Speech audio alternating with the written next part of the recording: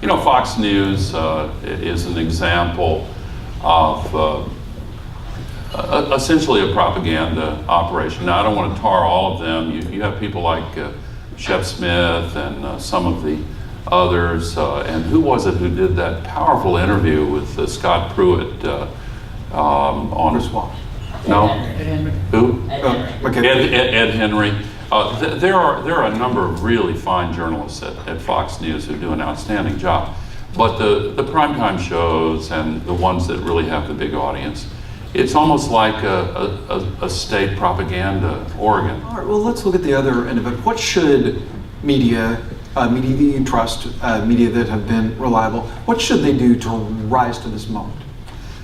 Well, there was a movement 100 years ago or more called objective journalism, and the Associated Press, the New York Times, and I think most people who get into journalism really have this model in mind. The overwhelming majority find the best available evidence and test it in discourse and find out what those who disagree with the best evidence think, and if they're clearly nonsensical, don't worry about it, but try to present to the people the best, most accurate version of what seems to be more likely than not to be true. Scott Pruitt. Scott Pruitt? I don't know why he's still in office. I think... James Comey. Wait a minute. I think the big grifters depend on the little grifter.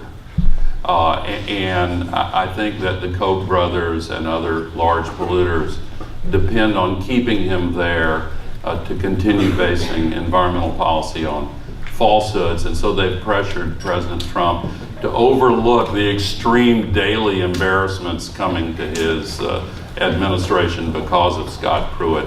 I won't predict what's going to happen, but You said I have a feeling.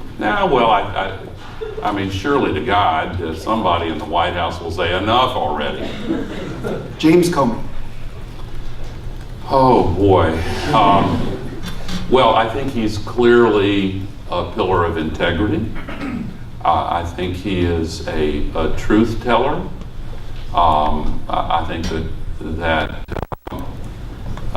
whatever flaws have been manifested, and he himself has written about some of them, will be for history to judge. Robert?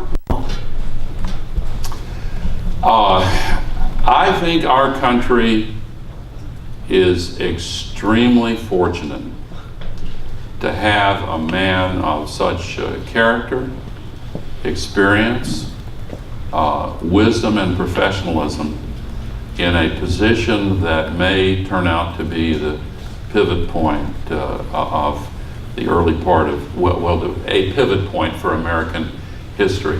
I don't remember a time when a single individual in a position of that kind was so almost universally respected. There has been, of course, the White House has orchestrated a campaign to try to attack him. You know him.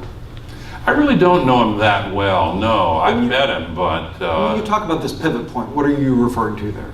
Why is this supposed to... Well, we're only a little over a year into this experiment with Donald Trump. And in science and medicine, some experiments are terminated early for ethical reasons.